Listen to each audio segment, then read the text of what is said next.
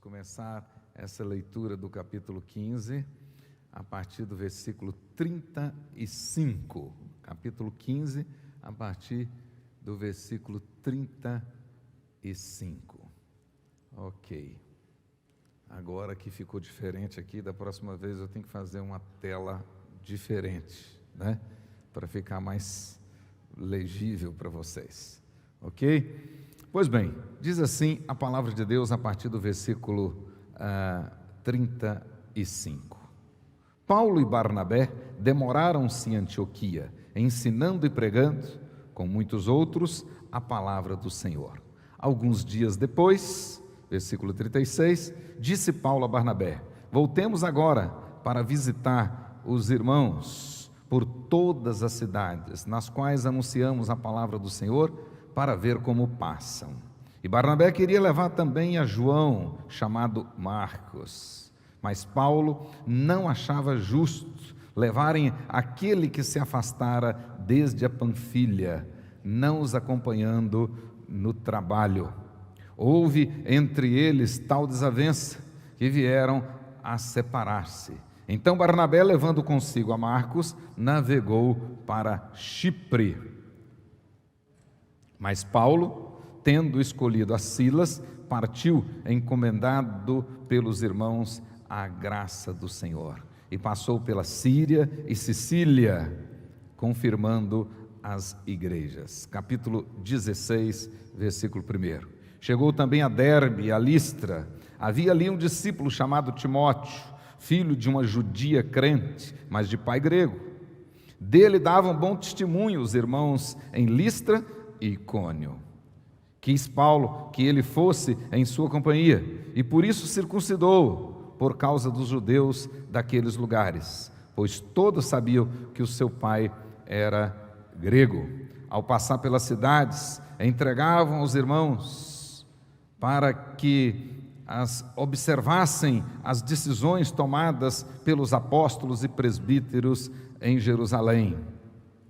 Assim, as igrejas eram fortalecidas na fé e dia a dia aumentavam em número. E percorrendo a região frígio-gálata, tendo sido impedidos pelo Espírito Santo de pregar a palavra na Ásia, defrontando Mísia, tentaram ir para Bitínia, mas o Espírito de Jesus não o permitiu. E tendo contornado a Mísia, desceram a Troade. À noite, sobreveio a Paulo uma visão, na qual um varão macedônio estava em pé e lhe rogava, dizendo: passa a Macedônia e ajuda-nos. Assim que teve a visão, imediatamente procuramos partir para aquele destino, concluindo que Deus nos havia chamado para lhes anunciar o Evangelho. Amém, queridos irmãos? Feche os seus olhos, abra o seu coração e vamos orar ao nosso Deus, pedindo a iluminação do Espírito Santo de Deus. Pai querido, em nome de Jesus, obrigado por tua palavra lida. Suplicamos-te, ó Deus, que o mesmo Espírito que a inspirou, orientando Lucas nesse registro, esteja agora iluminando nossas mentes e revelando ao nosso coração as lições que o Senhor já preparou na eternidade, fortalecendo a igreja, afirmando-nos na fé e permitindo que nessa semana possamos dar testemunho do Evangelho do Senhor, a despeito das adversidades, das dificuldades, das nossas próprias limitações. Permita, Senhor, que a tua graça seja superabundante em nossa vida e na tua igreja. E em nome de Jesus, nós possamos crescer em qualidade, mas também em número, conforme as igrejas daquela época. Em o nome de Jesus, para a honra e glória do Senhor. Amém.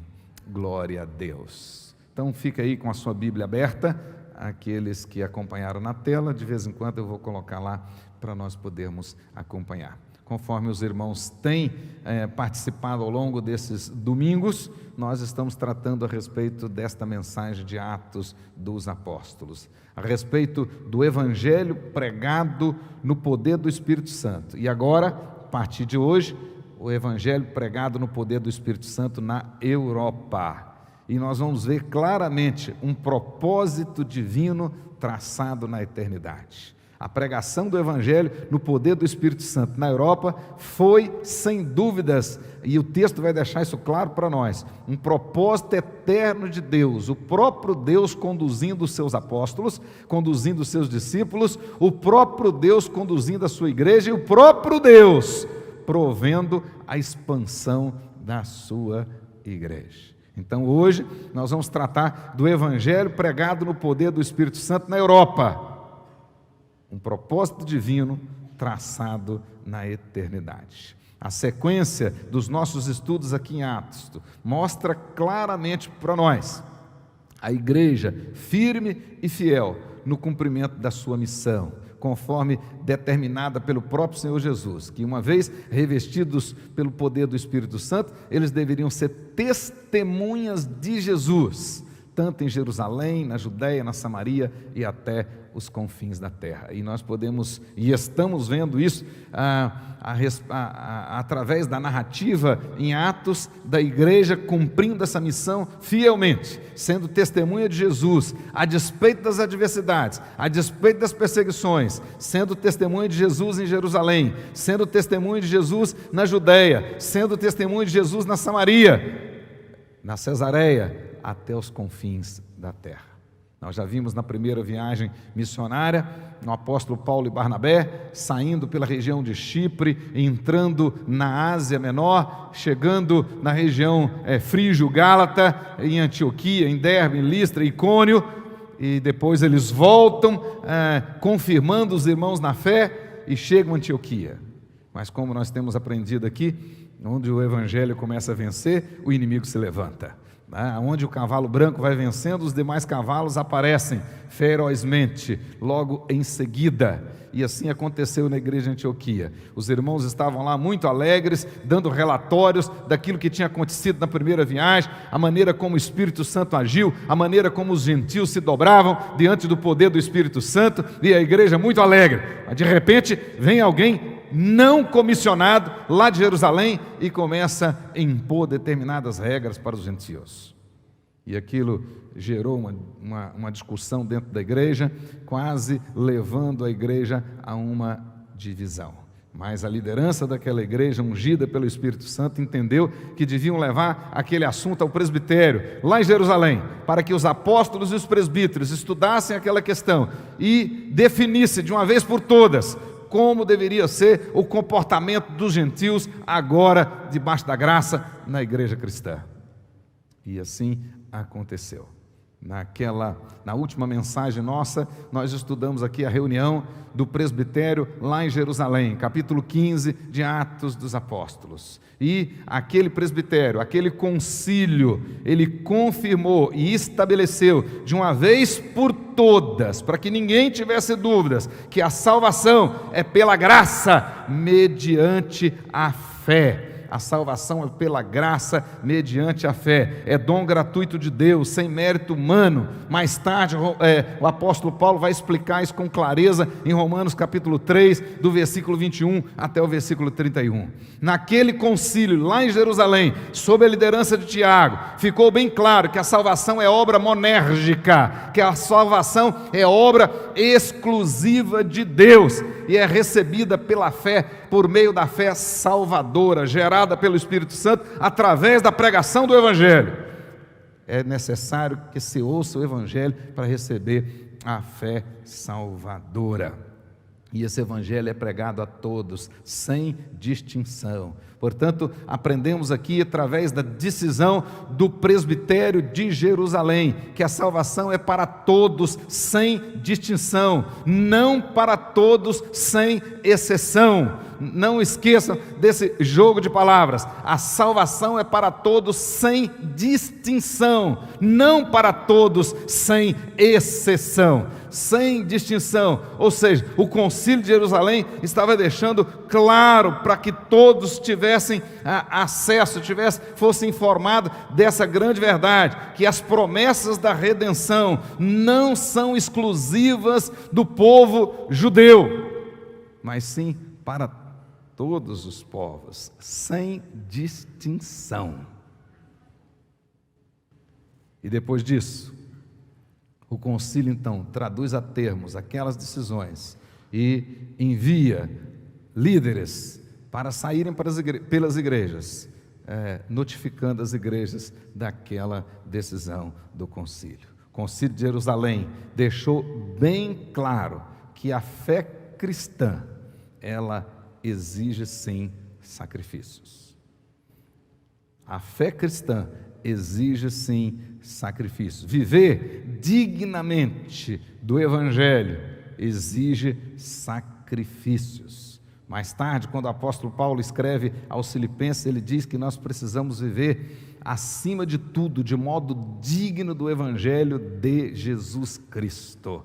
E isto exige sim, exige sacrifícios, isto exige renúncias, exige maturidade, exige sabedoria. A liberdade cristã deve ser exercida com responsabilidade. O cristão foi chamado à santidade, e o concílio reafirma isso. Nós somos chamados à santidade, e portanto devemos fugir, devemos evitar qualquer tipo de imoralidade.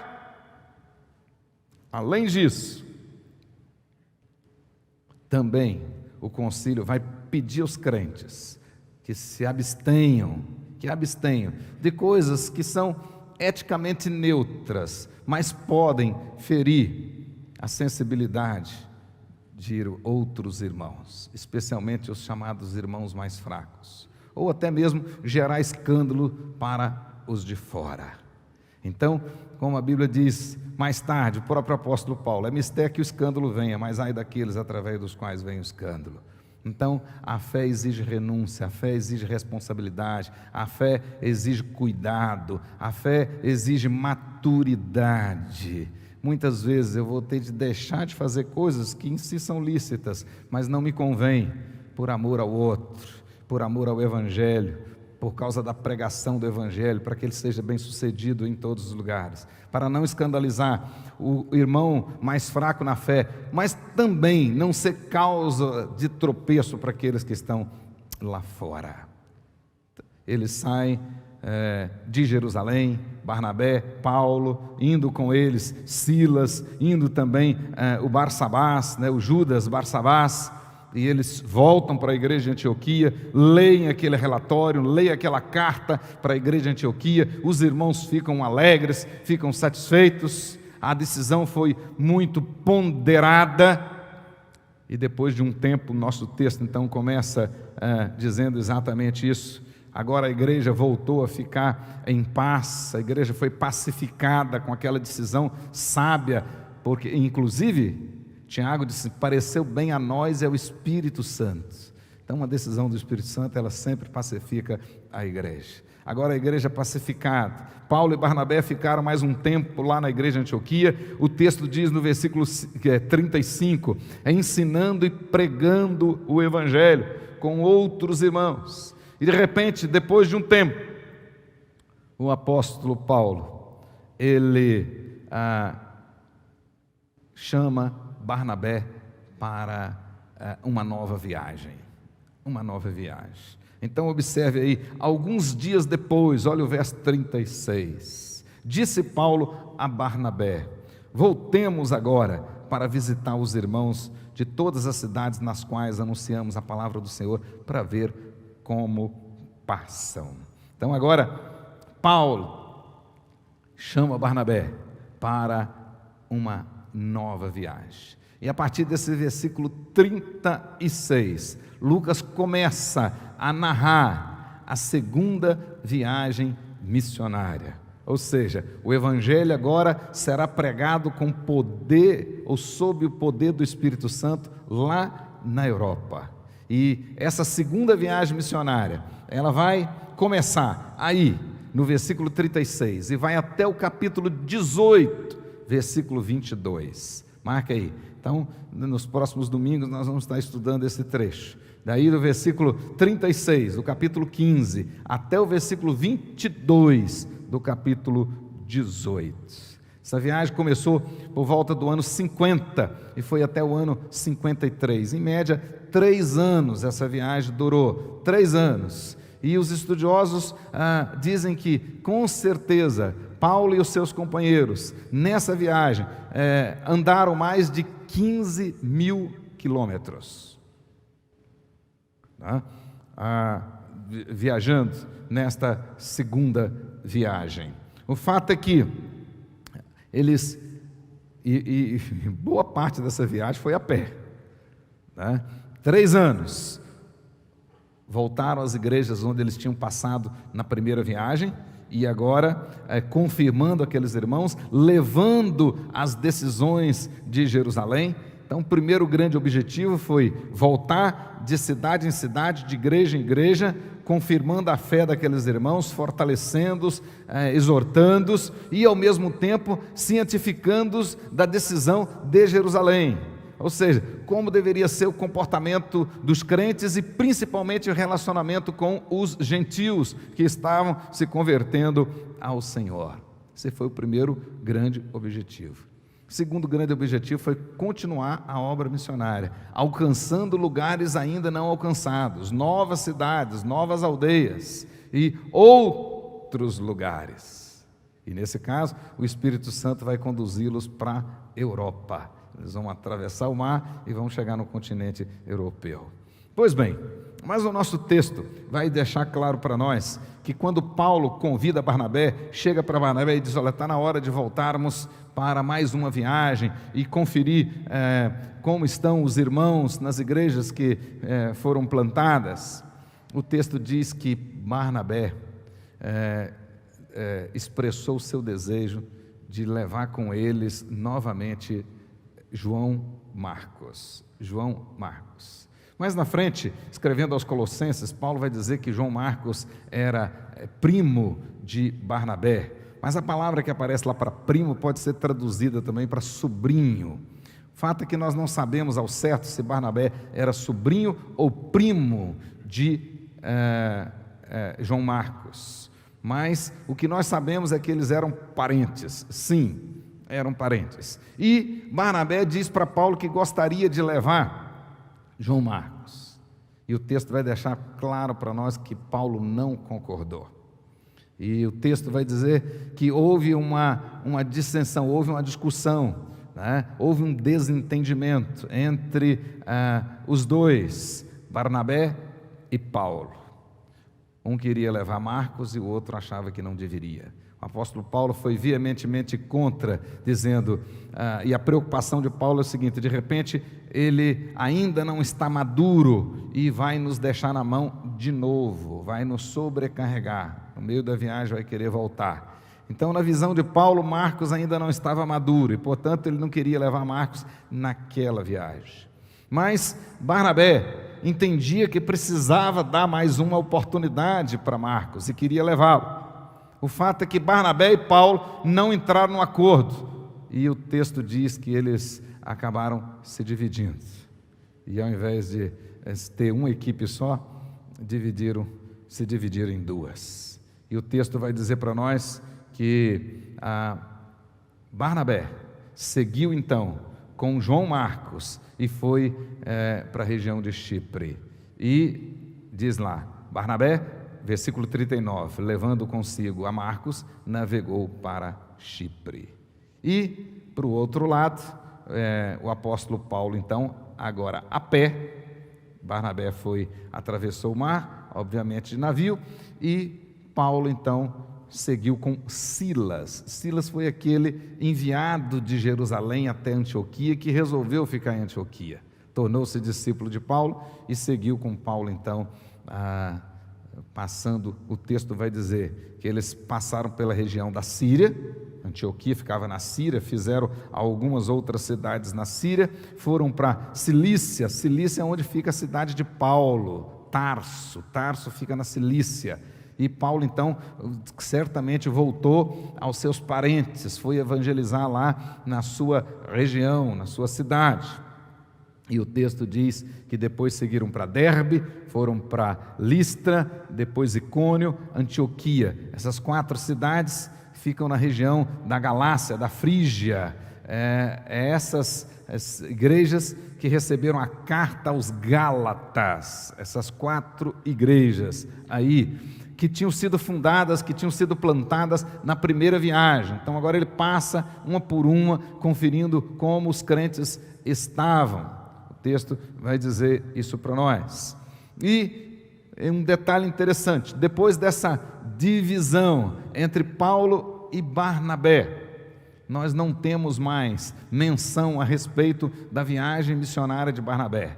Nós não sabemos como foi a viagem missionária de Barnabé com João Marcos, lá na região de Chipre. Não sabemos. E no Novo Testamento inteiro, daí para frente, nós temos apenas mais 3 menções a Barnabé, feitas por Paulo, apenas mencionando o nome de Barnabé, deixando claro que não ficou mágoa no coração de Paulo e também não ficou mágoa no coração de Barnabé. Mas ele não aparece mais no texto sagrado.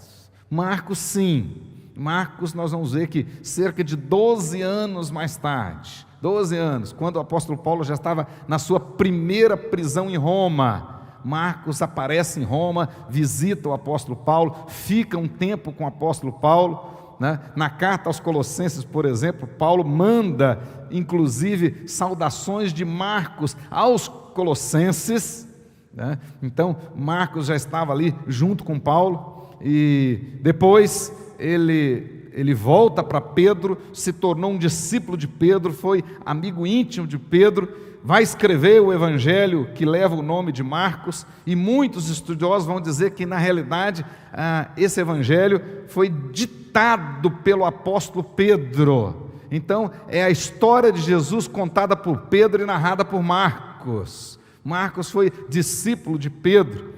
E depois nós vimos aqui no estudo das cartas de Pedro que provavelmente um dos escritores da primeira carta possa ter sido o próprio Marcos, discípulo de Pedro.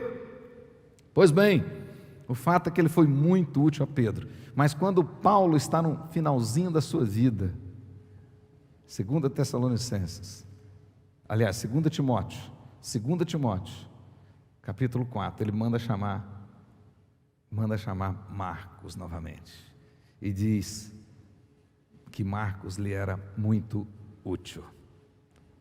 E Marcos se tornou amigo íntimo de Paulo.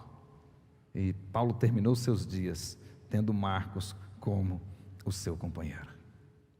Depois da morte de Paulo, com certeza Marcos volta para Pedro, e depois Pedro morre, e nós não sabemos como Marcos morreu. O fato é que houve essa separação. Barnabé e Marcos foram para um lado, e nós não sabemos o que aconteceu com a viagem que eles fizeram. Mas Paulo e Silas, também chamado de Silvano, é o mesmo, Silvano e Silas, o mesmo que aparece aí no livro de Atos.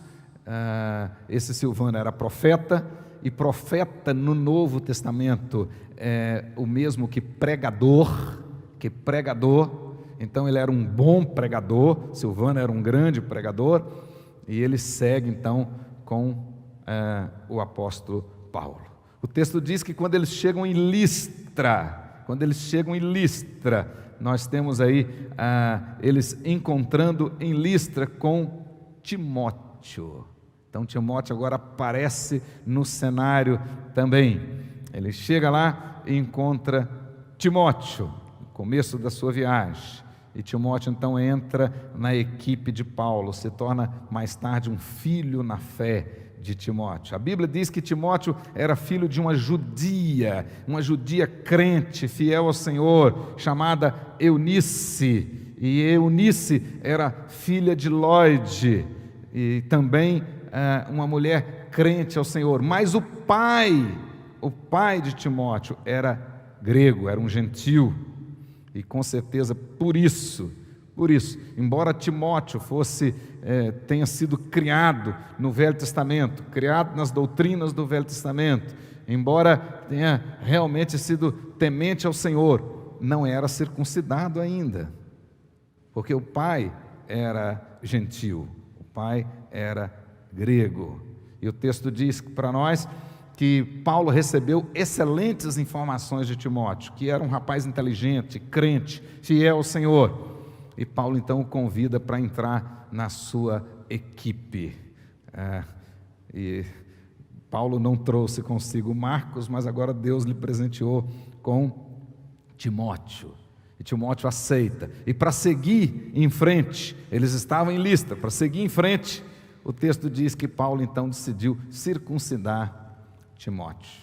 Daqui a pouquinho eu explico o porquê e a razão disso. Até Paulo estava levando uma carta dizendo que não era necessário circuncidar ninguém. Mas agora ele circuncida Timóteo para seguir em frente naquela jornada. Pois bem, o texto diz claramente que mais adiante o apóstolo Paulo passa a ter o desejo, ele visita a igreja de Listra, de Icônio, de Antioquia, da Pisídia, né? Aí nós estamos na Galácia, na Frígia, e dali diz o texto que ele decide ir para a Ásia. Naquela época falava-se Ásia, a região de Éfeso, Tiatira, Colossos, Mileto, essa região. Ele queria ir para lá, especificamente para Éfeso, mas o texto diz que o Espírito Santo não deixou.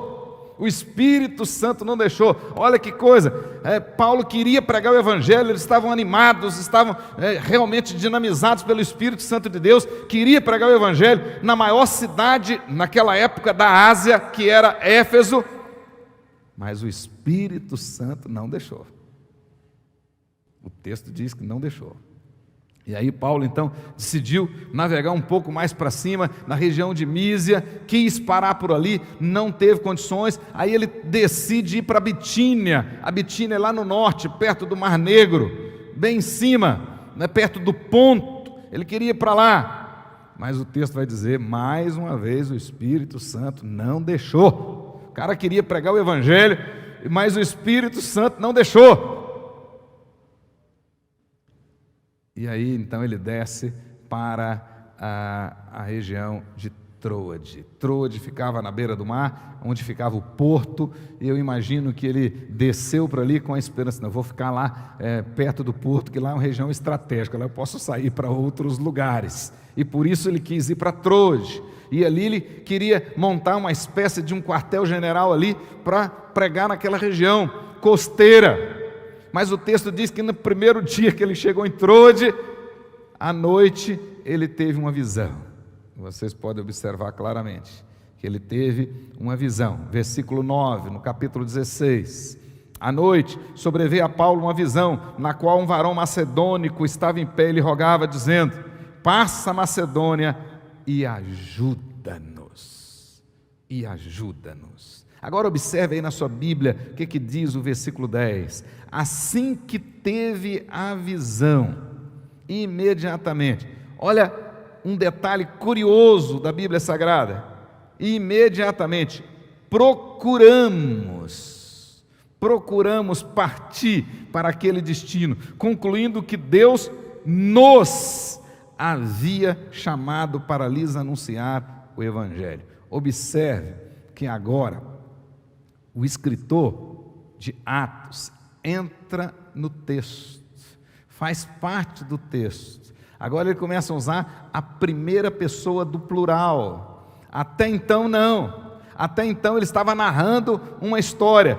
Isso significa que em Troade o apóstolo Paulo encontrou-se com Lucas, e Lucas entra também na equipe missionária do apóstolo Paulo. Então a equipe que já tinha Silas, que já tinha Timóteo, agora ganha o médico grego Lucas. Lucas era gentil, era grego, era um médico, e que estava nessa ocasião na cidade de Troade. E ele então aceita de bom grado e entra na equipe missionária do apóstolo Paulo. E aí vocês observem bem que a partir do verso 10, agora a partir do verso 10, e sempre ele se inclui na narrativa.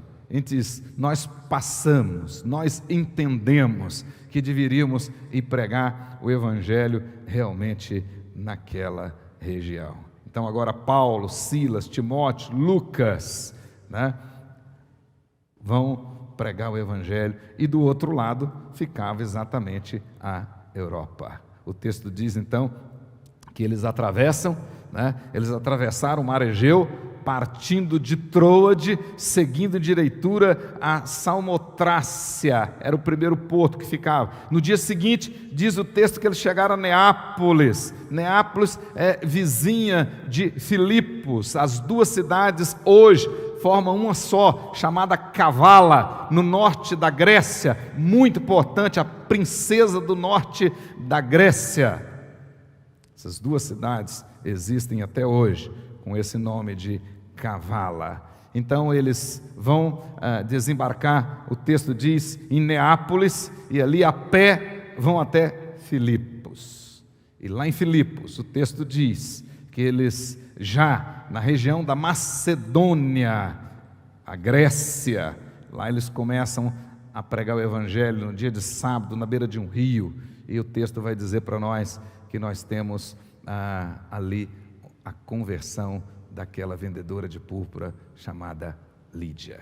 Mas é interessante que como Deus vem conduzindo todas as coisas, desde o início, saindo de Antioquia, passando por várias regiões da Síria, chegando em Tarso, indo para a região da Galácia, da Frígio-Gálata, e ele querendo ir para a Ásia, Deus não deixou, ele queria ir para o norte, Deus não deixou, para a região próxima à Capadócia, Deus não deixou, e ele vai então para Troade, querendo ficar na costa do mar, Deus não deixou, você tem que atravessar, atravessou o mar Egeu, chegou então na Europa, e aí a intenção do apóstolo Paulo era atravessar a Macedônia de leste a oeste.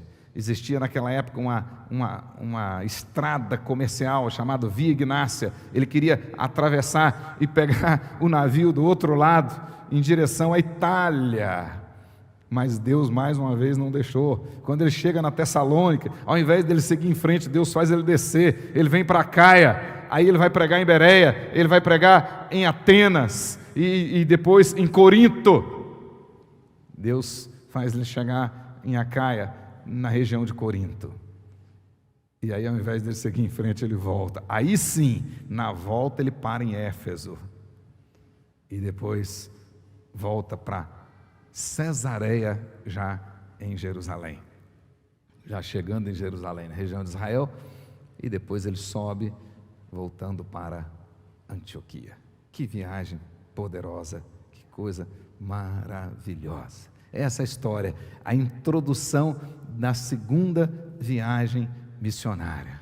Oportunamente nós vamos ver os acontecimentos em cada cidade dessa, mas hoje, diante de tudo isso, nessa introdução, nós podemos tirar algumas lições espirituais a respeito do propósito de Deus para a expansão da igreja, né? Essa narrativa de Lucas, essa narrativa introdutória de Lucas a respeito da segunda viagem missionária, ela tem para nós lições maravilhosas, ela deixa claro para nós a maneira soberana como Deus conduz, como Deus estabeleceu os seus propósitos para a expansão da sua igreja.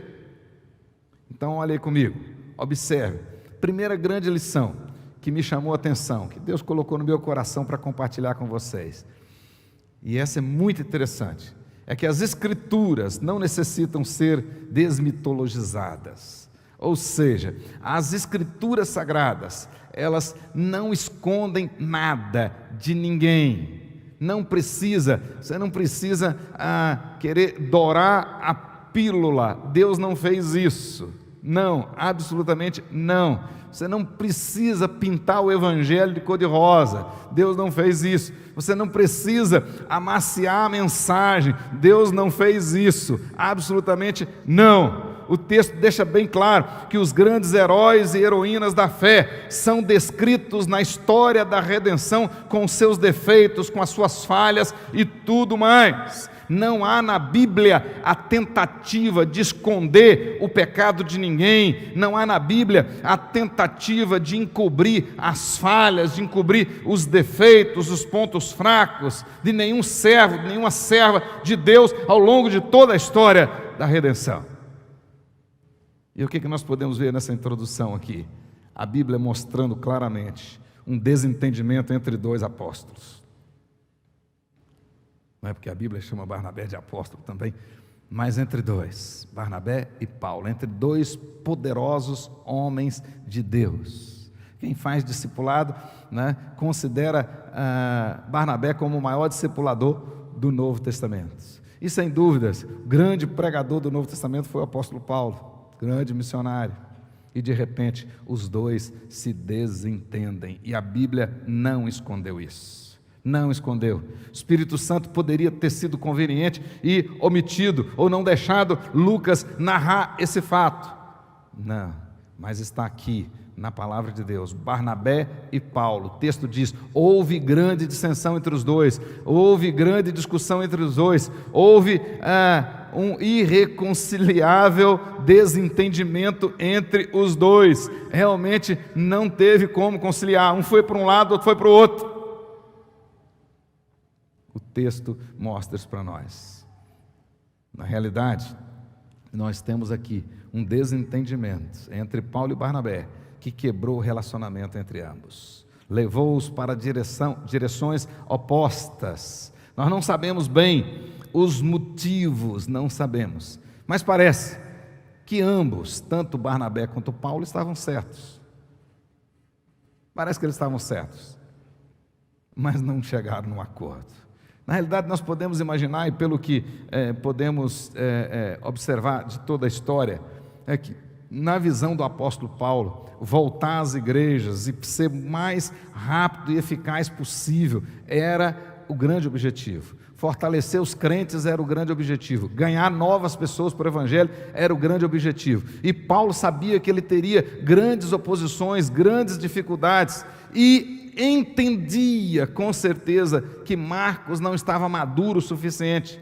Da vez anterior, Marcos tinha desistido, tinha demonstrado imaturidade, voltou para casa, e Paulo entendeu que talvez não estivesse ainda maduro, e iria então causar um prejuízo para eles lá na frente. Eles iam ficar de novo com a equipe desfalcada. Então ele entendeu, é melhor não levá-lo agora. Na realidade, nós não podemos dizer aqui no texto que o apóstolo Paulo rejeitou Marcos, expulsou Marcos, não, ignorou Marcos, nada. Com certeza, na visão do apóstolo Paulo, Marcos não tinha os dons necessários e nem a maturidade necessária para aquele tipo de missão. Então o que nós podemos ver aqui é realmente um homem de visão. Não podia colocar naquele grupo alguém que não estivesse absolutamente preparado. Ainda hoje, em determinadas obras missionárias, para determinados campos missionários, não pode ser enviado qualquer um, não pode ser enviado só porque o irmãozinho está aqui todo dia na igreja, não pode, de repente ele não tem maturidade espiritual, ele não tem discernimento espiritual para suportar as demandas, as dificuldades daquele campo. Com certeza Paulo pensava assim. Mas Barnabé, mais pastor, coração de pastor, grande discipulador, ele entendia que devia dar uma outra oportunidade para Barnabé. Barnabé iria crescer caminhando, crescer no caminho. Com certeza, Barnabé tinha uma visão pedagógica de Jesus Cristo, uma visão peripatética. Ele vai aprender fazendo, ele vai no caminho, ele vai desenvolver, ele vai crescer. Esta com certeza era a expectativa de Barnabé. E não porque simplesmente Marcos era seu parente, sobrinho ou primo. Não. Vale a pena dar uma oportunidade para ele. Mas a visão a respeito da obra ficou inconciliável entre Barnabé e Paulo. E o texto diz claramente que eles se separaram. Na realidade, hoje nós podemos dizer que cada um com seu ponto de vista estava certo. E aí um foi para um lado, outro foi para o outro. Segunda lição que nós podemos tirar.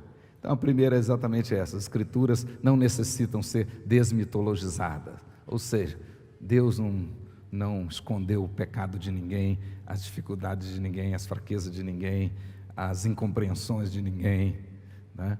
E a segunda lição vem nessa esteira. a Bíblia e não os apóstolos é infalível. O que é infalível é a Bíblia, a revelação. Essa é infalível. Nós declaramos, isso é princípio de fé para nós declaramos que a Bíblia é a infalível palavra de Deus, a inerrante palavra de Deus. Então, o que não erra, o que é infalível é a Bíblia, não os apóstolos ou qualquer outro homem descendente de Adão. Todos os descendentes de Adão, exceto todos os descendentes de Adão, são pecadores. Por isso, o que é infalível é a Bíblia. Então, o pastor é falível. Por isso que a sua fé tem que estar firmada em Cristo Jesus, não no pastor. Os seus olhos têm que estar voltados para a cruz de Cristo. Nós colocamos a cruz aqui para você não esquecer dela, né? Firmado no Evangelho do Senhor, nas verdades da palavra de Deus, não em homens. Porque os homens são falhos. Terceira lição, o que nós podemos ver em tudo isso? O controle soberano de Deus sobre sua igreja e seus servos. O controle soberano de Deus. Como eu disse anteriormente, provavelmente, tanto a visão de Paulo estava certa, quanto a visão de Barnabé estava certa. E não teve como conciliá-los. Mas isso fazia parte do propósito eterno de Deus. Ou seja, na verdade, aquela divisão entre Paulo e Barnabé, na realidade, ela deve ser interpretada como a grande vitória da vontade de Deus, e não como uma derrota. Deus transformou aquilo que parecia um desentendimento terrível, que parecia gerar problemas, Deus transformou aquilo numa grande bênção. Agora nós temos 2 grupos missionários, agora nós temos 2 equipes, uma que vai para um lado, outra que vai para o outro, e o Evangelho crescendo cada vez mais.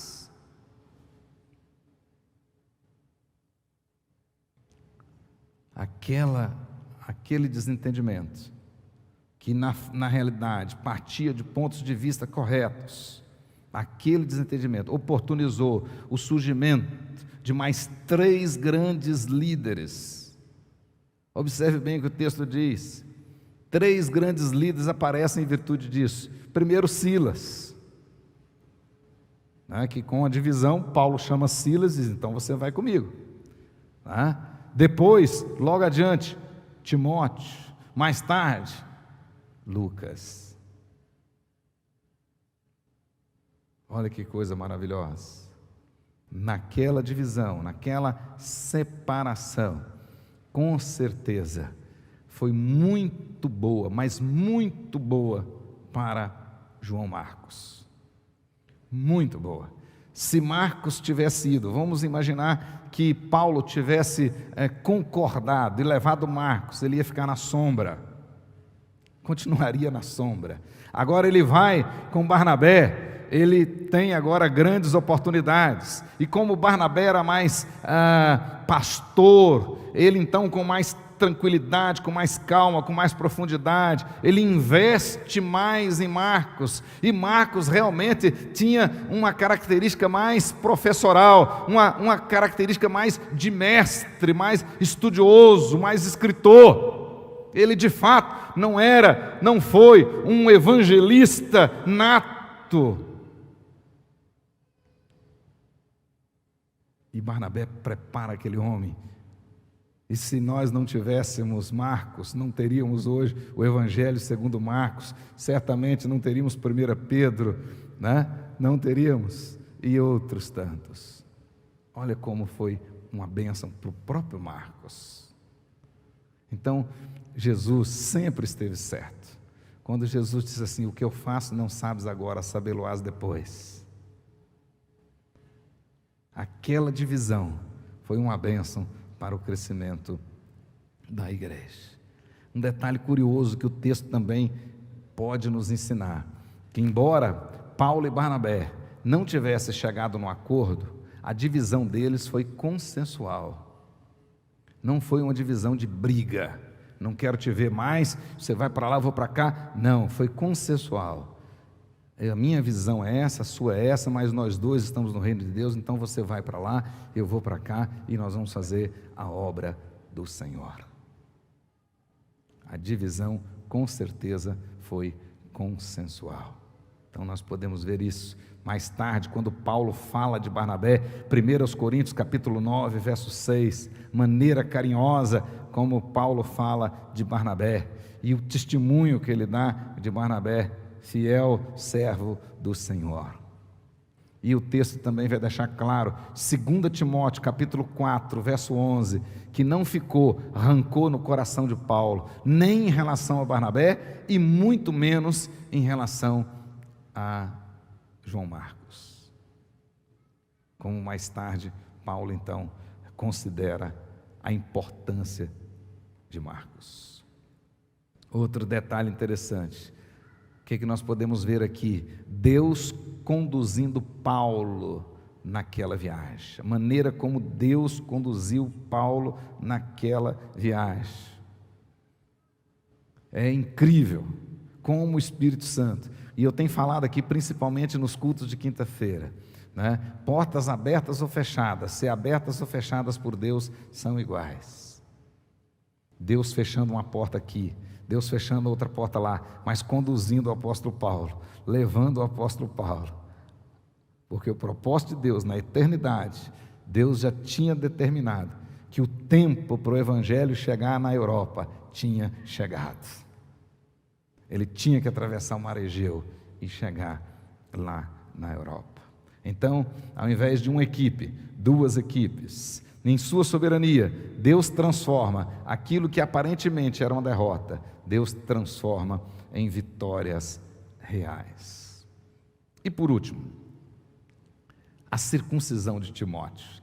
Aqueles que leem a Bíblia com mais atenção, com certeza, já ficaram intrigados quando nós chegamos aí e de repente o apóstolo Paulo vai circuncidar Timóteo.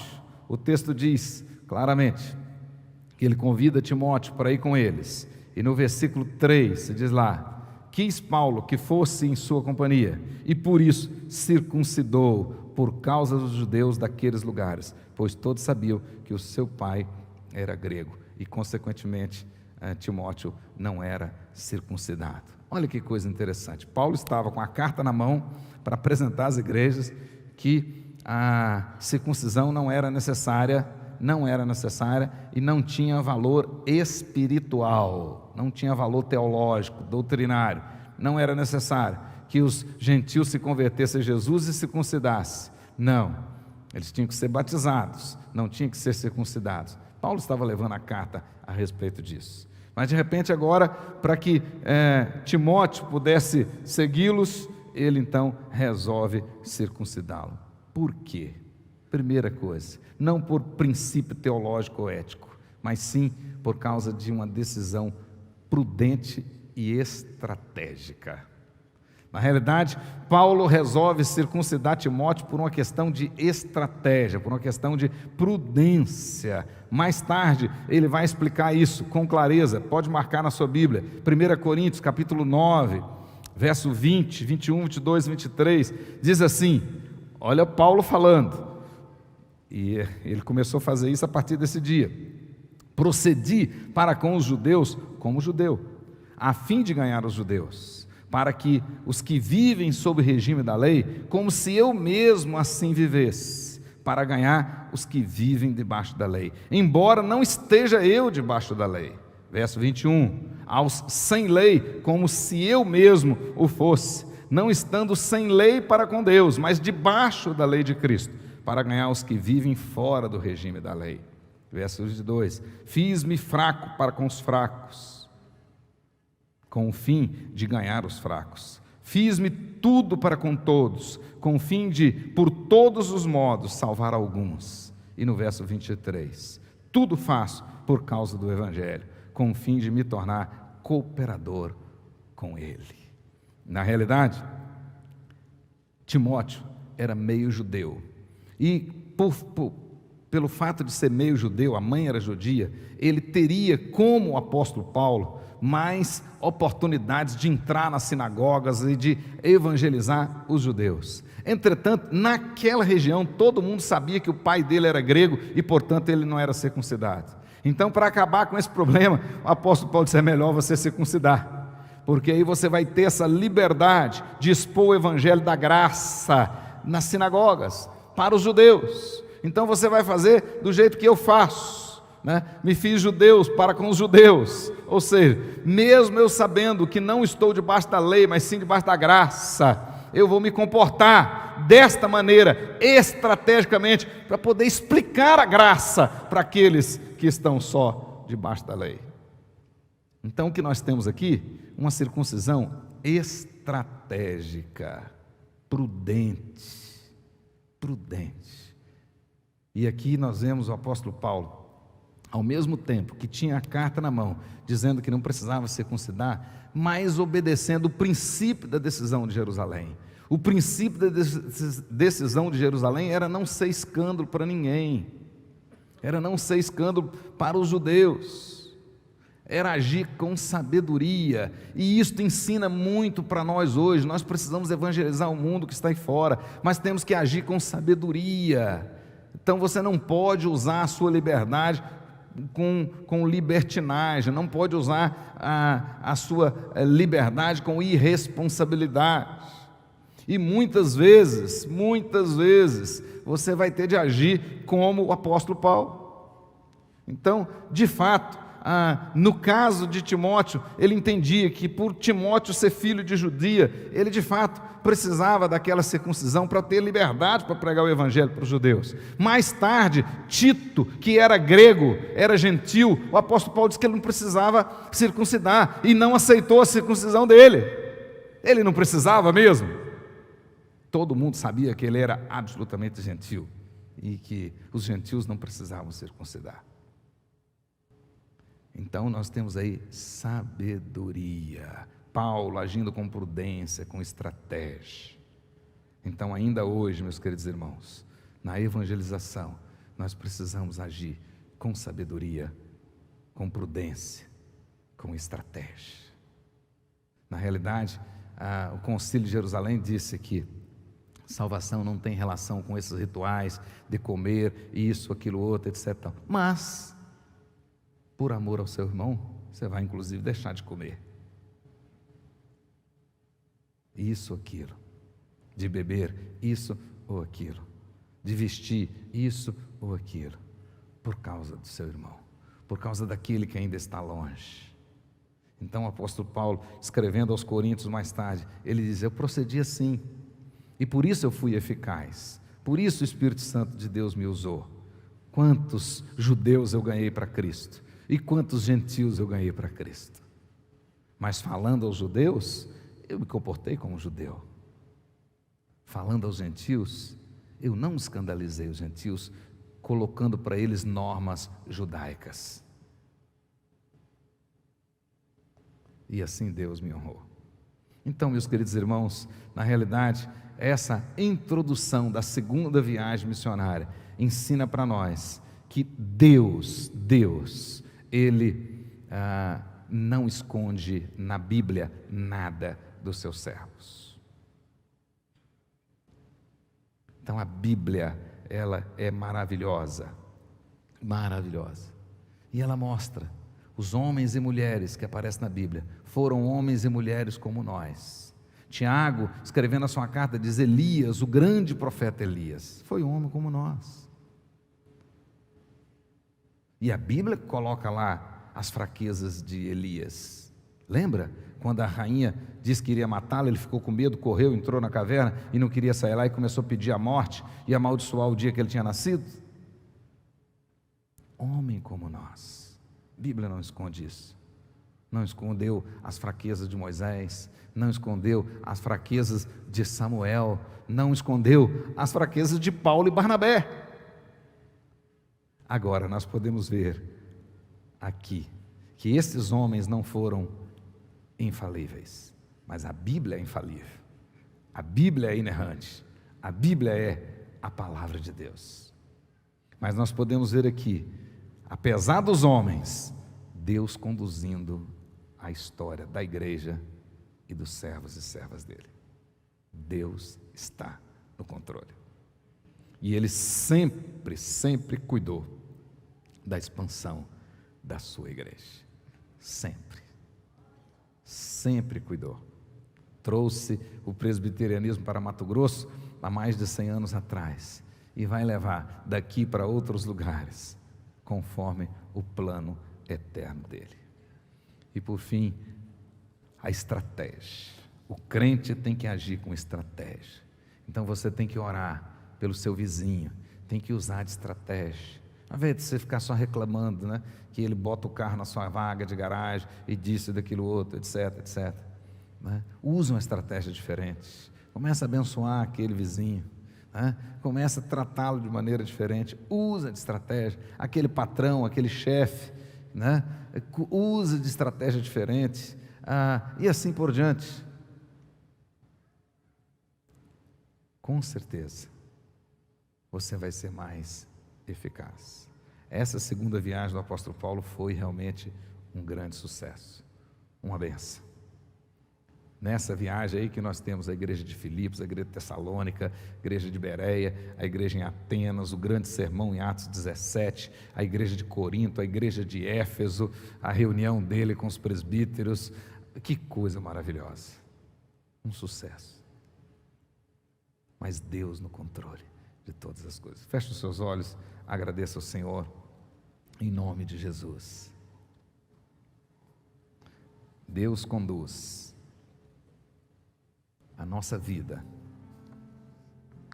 e a igreja dele, apesar de nós.